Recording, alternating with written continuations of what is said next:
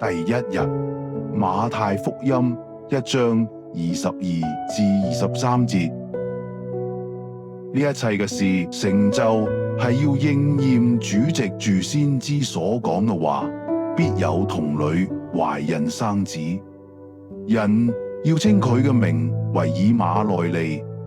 以馬內利翻出嚟就係上帝與我哋同在。上帝與我哋同在，強調上帝唔只係存在，而係積極與人同在，親自進入歷史，承擔我哋嘅罪與軟弱。馬太福音1章18至25節。馬太福音一開始就清楚表明，耶穌嘅降生係要應驗先知嘅預言。整卷書嘅重要特色係要應驗先知所講嘅話。耶穌不是人們想象出嚟嘅偉大人物，而係神喺歷史中親自實現佢嘅應許。路德宗神學強調，道成肉身，上帝親自進入我哋嘅世界，承擔罪同軟弱，使救恩不再係人努力嘅結果，而係神主動臨到賜下嘅恩典。呢個亦都係我哋信仰嘅核心。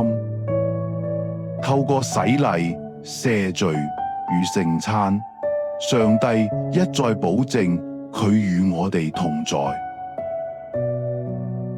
想象一個孩子喺夜裏做噩夢，喊住醒來，當父母嚟到床邊坐低時，即使問題冇即刻解決，孩子因父母嘅陪伴就得住安慰同埋平安。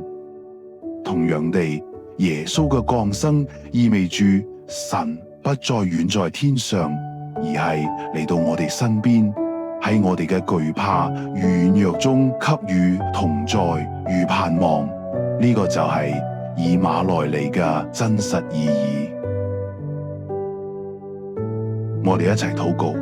慈愛嘅天父，感謝你差遣你嘅兒子耶穌，應驗咗你嘅應許，成為以馬內利與我哋同在。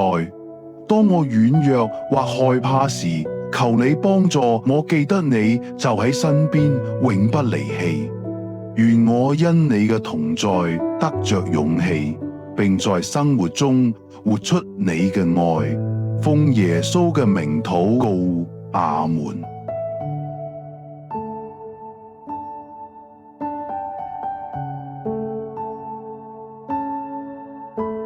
反思喺困難或者軟弱時，我如何經驗到以馬內利嘅真實，每日可以經歷神嘅真實陪伴同力量呢？